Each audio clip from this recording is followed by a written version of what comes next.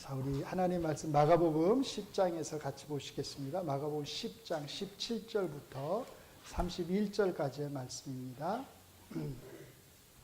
마가복음 10장 17절부터 31절, 신약성경 71면입니다. 제 성경책으로 신약성경 71면, 마가복음 10장 17절부터 31절까지 말씀을 같이 한 목소리로 읽어내려 가도록 하겠습니다. 예수께서 나가실새 한 사람이 달려와서 꿇어앉아 묻자오되 선한 선생님이여 내가 무엇을 하여야 영생을 얻으리이까? 예수께서 이르시되 내가 어찌하여 나를 선하다 일컫느냐? 하나님 한 분 외에는 선한 이가 없느니라. 내가 계명을 안 하니 살인하지 말라, 간음하지 말라, 도둑질하지 말라, 거짓 증언하지 말라, 속여 빼앗지 말라, 내 부모를 공경하라 하였느니라. 그가 여짜오되 선생님이여 이것은 내가 어려서부터 다 지켰나이다. 예수께서 그를 보시고 사랑하사 이르시되 내게 아직도 한 가지 부족한 것이 있으니 가서 내게 있는 것을 다 팔아 가난한 자들에게 주라. 그리하면 하늘에서 보화가 내게 있으리라. 그리고 와서 나를 따르라 하시니 그 사람은 재물이 많은 고로 이 말씀으로 인하여 슬픈 기색을 띠고 근심하며 가니라. 예수께서 둘러보시고 제자들에게 이르시되 재물이 있는 자는 하나님의 나라에 들어가기가 심히 어렵도다 하시니 제자들이 그 말씀에 놀라는지라. 예수께서 다시 대답하여 이르시되 얘들아 하나님의 나라에 들어가기가 얼마나 어려운지 낙타가 바늘귀로 나가는 것이 부자가 하나님의 나라에 들어가는 것보다 쉬우니라 하시니 제자들이 매우 놀라 서로 말하되 그런즉 누가 구원을 얻을 수 있는가 하니 예수께서 그들을 보시며 이르시되 사람으로는 할 수 없으되 하나님으로는 그렇지 아니하니 하나님으로서는 다 하실 수 있느니라. 베드로가 여짜와 이르되 보소서 우리가 모든 것을 버리고 주를 따랐나이다. 예수께서 이르시되 내가 진실로 너희에게 이르노니 나와 복음을 위하여 집이나 형제나 자매나 어머니나 아버지나 자식이나 전토를 벌인 자는 현세에 있어 집과 형제와 자매와 어머니와 자식과 전토를 100배나 받되 박해를 겸하여 받고 내세에 영생을 받지 못할 자가 없느니라.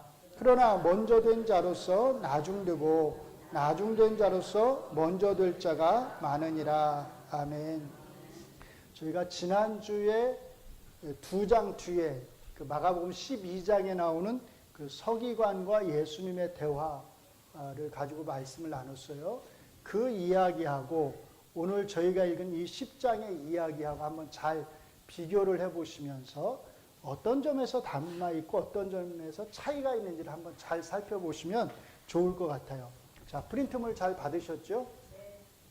자, 계속 42문 10계명의 요약과 관련해서 조금 더 말씀을 나눠보도록 하겠습니다. 제가 문을 하고 여러분이 답을 합니다. 10계명의 요약은 무엇입니까?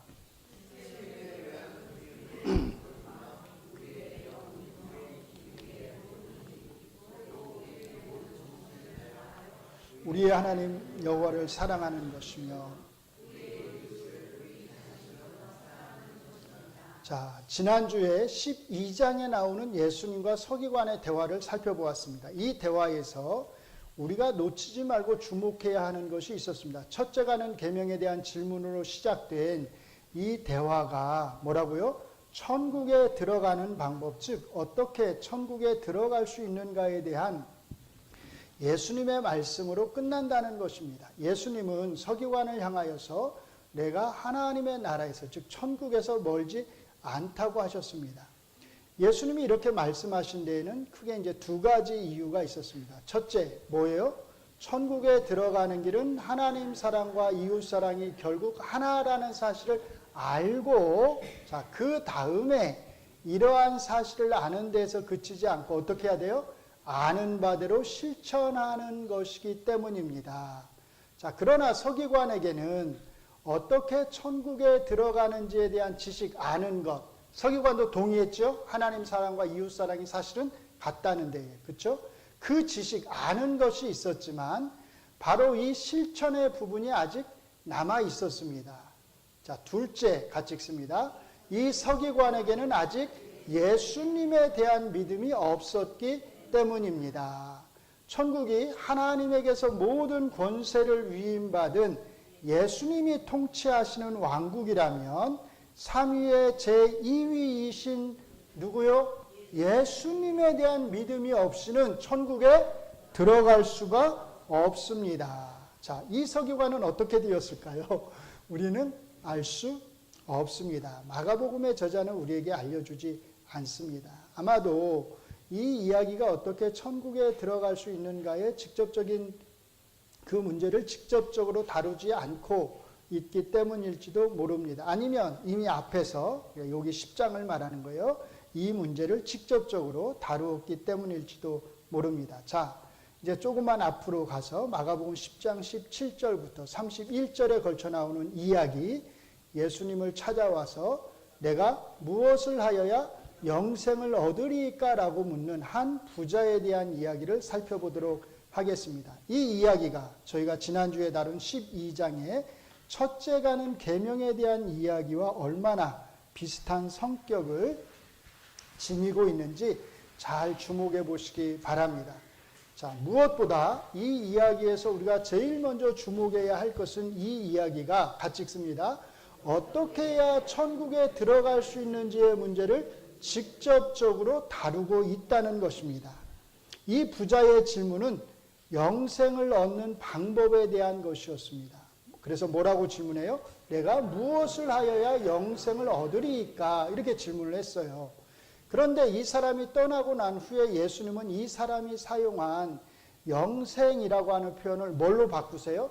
하나님 나라 천국으로 바꾸어서 예수님은 사용을 하십니다. 같이 읽습니다. 예수께서 둘러보시고 제자들에게 이르시되 재물이 있는 자는 하나님의 나라에 들어가기가 심히 어렵도다 하시니 제자들이 그 말씀에 놀라는지라 예수께서 다시 대답하여 이르시되 얘들아 하나님의 나라에 들어가기가 얼마나 어려운지 낙타가 바늘귀로 나가는 것이 부자가 하나님의 나라에 들어가는 것보다 쉬우니라 하시니. 자, 같이 읽습니다. 여기에서 우리는 영생과 천국이 같은 개념인 것을 알 수 있습니다. 이것은 중요한 의미를 함축합니다. 자, 영생이란 무엇일까요? 누가 여러분에게 영생이 뭡니까? 자꾸 영생을 얻으라고 하는데 그게 뭡니까? 이렇게 물으면 뭐라고 대답하시겠습니까? 대부분의 그리스도인은 영생을 단순히 말 그대로 영원히 사는 것으로 이해합니다. 그리고 여기에 하나 덧붙이자면 하나님과 영원히 사는 것, 아마 이 정도로 이해를 할 것입니다. 이런 단순한 이해에서 이제 어떤 생각을 우리가 보통 갖냐면 영생이란 뭐다? 죽은 후에, 우리가 흔히 쓰는 표현이에요. 맞는 표현은 아니에요. 죽은 후에 어디로 간다? 천국에 가서 그 천국에서 하나님과 영원히 사는 것이다. 이렇게 우리가 영생의 개념을 가지고 있다는 것이에요. 이거는 잘못된 이해라는 것입니다. 자, 그러나 여기에서 예수님이 영생을 천국과 같은 개념으로 사용하고 계시는 것이 맞다면 영생은 단순히 우리가 죽은 후에 어딘가로 가서 영원히 사는 것을 가리키는 게 아니다라는 것을 알 수 있습니다. 우리는 죽은 후에 곧바로 영원한 삶 속으로 들어가지 않습니다. 우리가 죽은 후에 우리 이제 다 잘 알고 계시죠? 오직 무엇만이요? 우리의 영혼만이 하나님과 예수님이 계시는 어디로요? 하늘로 가게 됩니다. 이곳에 우리의 영혼이 영원히 있는 게 아닙니다. 영혼은 몸과 다시 결합해야 합니다. 그래야 비로소 온전한 인간 존재가 됩니다. 그러므로 우리가 죽은 후에 곧바로 영생에 들어간다고 하는 생각은 사실 잘못된 것입니다. 그렇다면 영생은 언제 이루어지게 되는 것일까요? 언제요? 예수님이 다시 오셔서 이 땅에 영원한 천국이 임하게 될 때입니다. 이때 우리의 영혼과 몸은 비로소 하나가 되어서 온전한 인간 존재를 이루게 되고 영원한 왕으로서 통치하시는 예수님의 통치 아래에서 영원히 살게 되는 것입니다. 그러므로 엄격하게 말하면 영생, 영원한 생명과 천국, 하나님의 통치 개념은 사실은 다르죠. 뜻 자체는 다르지만 영생이 오직 예수님이 이 땅에 온전한 천국을 이루실 때 가능하다는 점에서 이 두 개념은 뗄 수 없을 정도로 밀접하게 연관되어 있기 때문에 서로 바꾸어서 사용할 수 있는 것입니다. 천국이 없이, 이 땅에 천국이 이루어지는 것이 없이 영생은 얻을 수 없는 것이에요. 이렇게 예수님이 영생을 천국으로 바꿔서 설명하셨을 때 제자들은 매우 놀라서 또 이렇게 질문합니다. 같이 읽습니다. 제자들이 매우 놀라서 말하되 그런즉 뭐라고요? 아니 누가 구원을 얻을 수 있겠습니까? 이렇게 질문을 하는 거예요. 제자들의 이 표현 역시 우리가 무시할 수 없는 중요한 의미를 담고 있습니다. 왜냐하면 예수님이 천국으로 표현하신 것을 제자들은 뭘로 받아요? 구원으로 받았어요. 구원이란 표현을 사용해서 반응하고 있기 때문입니다. 쉽게 말하면 같이 읽습니다. 제자들에게 천국과 구원은 같은 개념이었다는 뜻입니다. 제자들의 이런 이해가 중요한 것은 제자들에게 구원이란 똑같아요.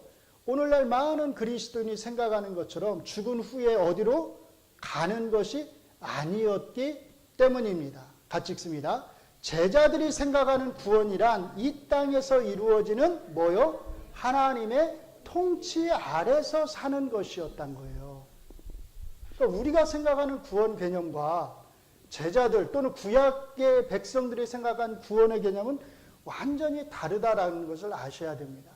구약의 백성들은 단 한 번도 자기들이 죽어서 어디 가서 하나님의 통치를 받으면서 살 거다라는 생각을 단 한 사람도 그런 식으로 생각하지 않았어요. 그 사람들은 항상 어떻게 생각했어요? 하나님의 통치가 자기들 가운데 이루어질 거다. 그 하나님의 통치 아래에서 우리가 살아갈 거다. 이렇게 생각을 했던 거예요. 자, 구원의 이런 의미는 사도행전 2장에서 베드로 사도께서 요엘서의 말씀을 인용하셨을 때도 마찬가지였습니다. 자, 같이 읽습니다. 누구든지 주의 이름을 부르는 자는 구원을 받으리라 하였느니라. 요엘서 보시면 누구든지 여호와의 이름을 부르는 자는 구원을 얻으리니. 우리는 이 말씀을 읽으면서 대개 여기서 구원을 얻는다 그러면 다 대개 어떤 생각을 해요? 죽어서 천국 간다고 생각을 하잖아요. 근데 여기 잘 보시면 전혀 그런 생각을 하지 않았다는 거예요. 자, 보세요. 요엘서에서 여호와의 이름으로 되어 있는 것이 사도행전에서는 주의 이름으로 되어 있습니다. 베드로 사도는 주의 이름의 주가 누구요? 부활하신 예수님을 가리킨다고 설명합니다. 그리고 그 성경적 증거 구절로 시편 108편 8절로 11절을 제시합니다. 여기에서 우리가 주목해야 할 것은 요엘서의 저자가, 요엘 선지자가 구원이라고 하는 표현을 썼을 때 그가 어떤 의미로 이 구원을 사용했느냐는 것입니다. 간단하게 결론만 말씀을 드리면 같이 읽습니다. 이 땅에 이루어지는 여호와의 통치 아래에서 사는 것, 그것이 요엘서의 저자가 의미한 구원이었습니다. 그래서 요엘서의 마지막 말씀이 어떻게 끝나냐면 이렇게 끝나는 거예요. 같이 읽습니다. 내가 전에는 그들의 피 흘림 당한 것을 갚아주지 아니하였거니와 이제는 갚아주리니 이는 여호와께서 어디에요? 시온에 거하심이니라. 이 말씀이 얼마나 중요한지를 잘 알아야 합니다. 이는 여호와께서 시온에 거하심이라. 무슨 뜻일까요? 이 말씀은 같이 읽습니다. 이 땅을 시온에 임하게 될 여호와의 영원한 통치를 가리킵니다. 이스라엘 사람들은 자기들이 죽은 후에 어딘가로 가서 여호와의 통치를 받게 되리라고 전혀 생각하지 않았습니다. 이스라엘 사람들이 생각하는 여호와의 통치는 언제나 이 땅, 특히 어디요? 예루살렘의 시온에 임하는 것이었습니다. 요엘서의 저자가 누구든지 여호와의 이름을 부르는 자는 구원을 얻으리니 라고 말했을 때 같이 읽습니다. 그가 말하는 구원은 바로 시온에 이루어지는 이 여호와의 통치 아래 사는 것을 가리키는 것이었습니다. 그러므로 구약 성경에서도 구원 개념과 여호와의 통치, 다른 말로 말하면 이게 뭐예요? 여호와의 통치가 천국이죠. 이 구원과 여호와의 통치, 천국 개념은 사실상 같은 개념이었습니다. 여기 요엘서에서 한 가지 기억해야 할 것은 요엘서의 저자가 누구든지라고 말했을 때 이 누구든지는 1차적으로 하나님을 신실하게 믿는 이스라엘 사람들을 가리킨다는 사실입니다. 이것은 바로 이어지는 말씀을 통해 확인할 수 있습니다. 자, 32절 같이 읽습니다. 누구든지 여호와의 이름을 부르는 자는 구원을 얻으리니 이는 나 여호와의 말대로 시온산과 예루살렘에서 피할 자가 있을 것이며 남은 자 중에 나 여호와의 부름을 받을 자가 있을 것임이라. 그러니까 여호와의 통치가 시온에 임했을 때 그 여호와의 통치 아래 살아가는 주류들은 유대인들이다 라고 생각을 했다는 거죠. 자, 시온산과 예루살렘은 이스라엘 백성 전체를 나타내는 표현법입니다. 남은 자는 이스라엘 백성 가운데에서 하나님을 신실하게 믿는 일부의 사람들을 가리킵니다.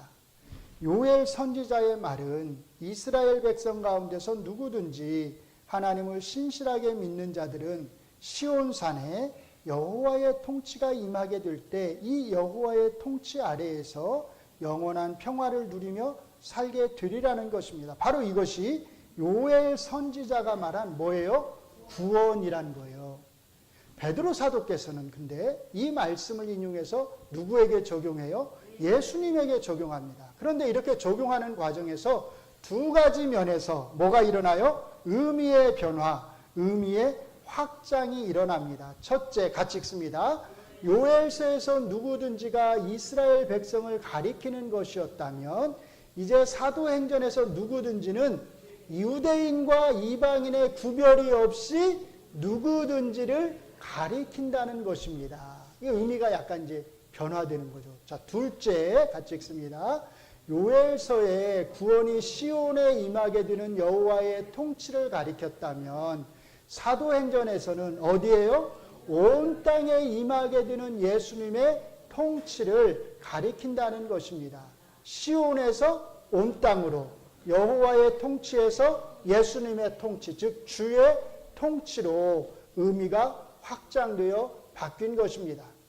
베드로 사도는 요엘서가 말한 그 여호와의 통치란 사실상 예수님의 통치를 가리키는 것이었다고 설명하는 것입니다. 사실은 이 통치가 그래서 이미 시작되었다라고 말하는 것입니다. 이런 의미의 변화들에도 불구하고 요엘서도 그렇고 사도행전도 그렇고 구원의 의미는 변하지 않습니다. 구원은 그것이 하나님의 통치를 가리키든 예수님의 통치를 가리키든 언제나 이 땅에서 이루어지는 종말론적 통치와 관련이 있습니다. 바로 이것이 성경 전체가 일관되게 사용하는 구원의 의미입니다. 그러니까 우리가 지금까지 구원에 대해서 잘못 생각되어 왔다면 어떻게 해야 되겠어요? 여기에 맞춰서 바꿔야 되겠죠. 자, 오늘 본문에서 예수님의 제자들 역시 바로 이런 의미로 구원을 사용하고 있습니다. 자, 같이 읽습니다. 그러므로 예수님과 제자들 사이의 대화는 영생과 천국과 구원의 개념이 결국 같은 개념이라는 것을 보여줍니다. 그런즉 누가 구원을 얻을 수 있는가? 바꿔 표현하면 그런즉 누가 천국에 들어갈 수 있는가라는 뜻입니다. 이 이야기에서 다음으로 주목해야 할 것은 영생에 대한 이 부자의 질문에 예수님이 처음에는 10계명의 말씀들을 제시하셨다는 것입니다. 그런데 이 부자가 예수님에게 뭐라고 대답해요? 이것은 내가 어려서부터 다 지켰습니다. 이렇게 대답을 하자 예수님은 이 부자를 보시면서 이 부자를 사랑하는 마음으로 이렇게 답하셨습니다. 같이 읽습니다. 예수께서 그를 보시고 사랑하사 이르시되 내게 아직도 한 가지 부족한 것이 있으니 가서 내게 있는 것을 다 팔아 가난한 자들에게 주라. 그리하면 하늘에서 보화가 내게 있으리라. 그리고 와서 나를 따르라 하신. 자, 하늘에서 보화가 있을 거다. 이 보화가 뭘 말할까요? 자, 네가 가서 너의 재산을 가져다가 팔아서 가난한 사람들에게 나눠주면 하늘에서 보화가 있을 거야. 하늘에서 뭐 이상한 금덩어리가 떨어진단 말일까요? 그러진 않을 거 아니에요. 이게 무슨 말일까요? 하늘에서 오는 보화. 너가 바라는 뭐요? 영생을 너는 얻게 될 거야. 그 말씀이에요. 너는 천국에 들어갈게 될 거야. 너는 구원을 얻을 거야. 라고 말씀을 하시는 거죠. 자, 예수님의 이 말씀을 잘 주목해 보시면 여기에서 예수님은 이미 영생, 즉 천국에 들어가는 방법을 아주 확실하게 말씀하고 계시는 것을 알 수 있습니다. 첫째, 어떻게 하라는 거예요? 내 자신과 같이 이웃을 사랑하라는 것입니다. 이것은 자기의 존재 전체를 다해서 하나님을 사랑하는 것과 다르지 않습니다.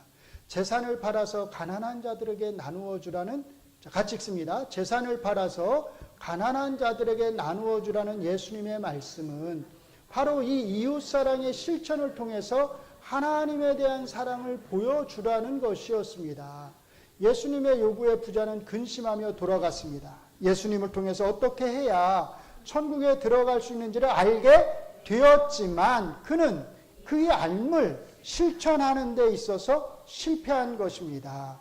이 이야기를 12장에 나오는 서기관의 이야기와 비교하자면 이 부자가 천국에 들어가는 방법에 대한 지식을 실천하는 데 실패했다면 서기관의 이야기에서는 그 방법에 대한 지식의 문제만 다를 뿐 그 지식을 서기관이 실제로 삶에서 실천했는지에 대한 문제는 다루고 있지 않다는 것입니다. 그렇죠? 자, 그러므로 지난 시간에 말씀을 드렸듯이 예수님은 이 서기관이 천국에 들어가는 것을 어떻게 놔뒀어요? 하나의 가능성으로, 천국에서 멀지 않은 것으로 그렇게 남겨두신 것입니다. 자, 둘째, 같이 읽습니다. 예수님을 따라야 한다는 것입니다. 저는 이게 매우 중요하다고 생각을 해요. 예수님은 이 부자에게 뭐라고 말해요? 그리고 와서 나를 따르라. 이렇게 말씀을 하셨다는 거예요. 같이 읽습니다. 자기의 재산을 팔아서 가난한 자들에게 나누어 주는 것만으로는 천국에 들어갈 수 없다는 뜻입니다. 지난 시간에 우리가 살펴본 대로 천국이 예수님의 통치를 가리킨다면 예수님을 따르는 것은 천국에 들어가는 필수 조건일 수밖에 없습니다. 자기의 재산을 팔아서 이웃에게 나누어 주는 것을 통해서 이웃사랑과 하나님 사랑이 다르지 않다는 것을 보여주었다 하더라도 그 후에 예수님을 따르지 않는다면, 예수님을 믿지 않으면 천국에 들어갈 수가 없습니다.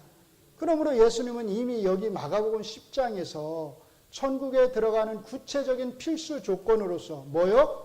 예수님을 따르는 것, 자기 자신을 따르는 것에 대해서 말씀하신 것입니다. 이것은 지난 시간에 예수님이 12장에 나오는 서기관과의 대화에서 그에게 요구하지 않으셨던 것입니다.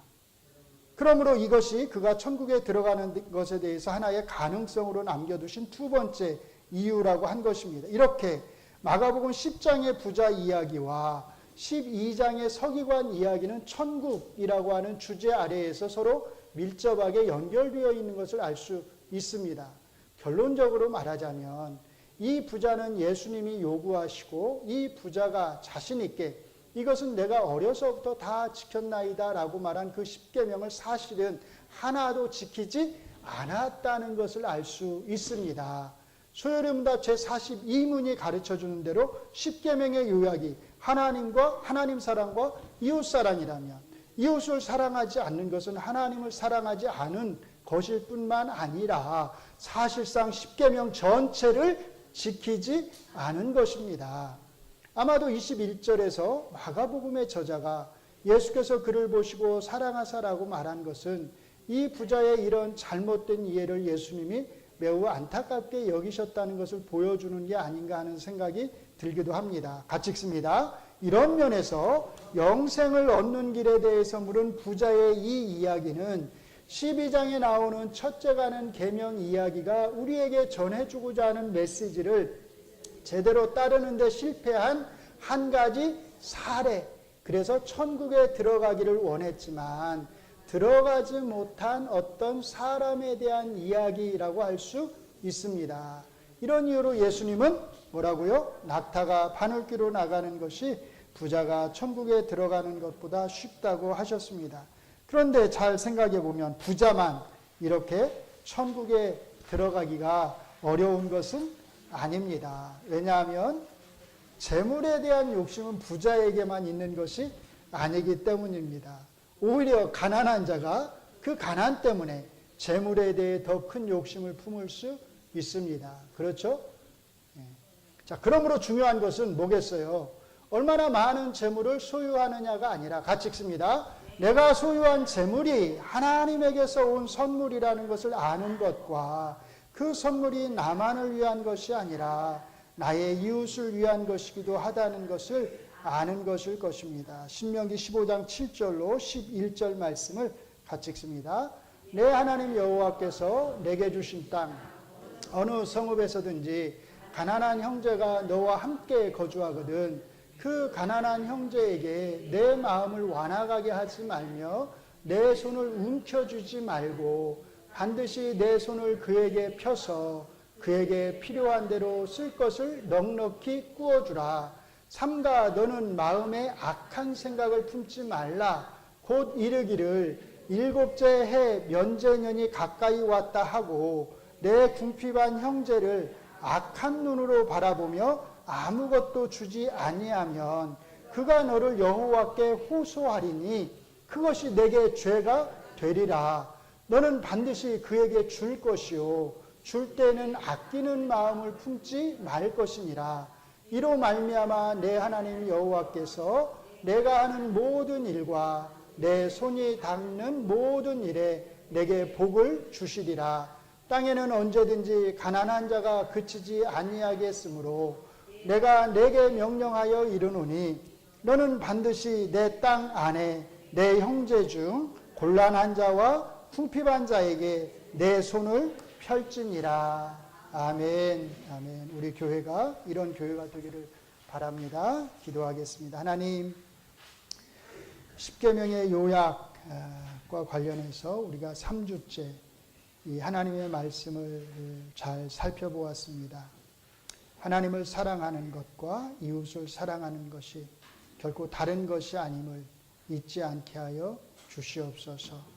우리가 이미 예수님의 너무나 큰 사랑을 입은 자들로서 그 사랑을 나누고 베푸는 것이 마땅한 일인 줄로 압니다. 그 가르침대로 우리 교회가 또 우리 교회에 속해 있는 한 사람 한 사람이 잘 실천해 나갈 수 있도록 우리의 악한 마음을 성령님께서 누그러뜨려 주시고 더 부드러운 마음으로 예수님의 마음과 성품을 닮아갈 수 있도록 은혜를 내려 주시옵소서. 예수님 이름으로 기도합니다. 아멘.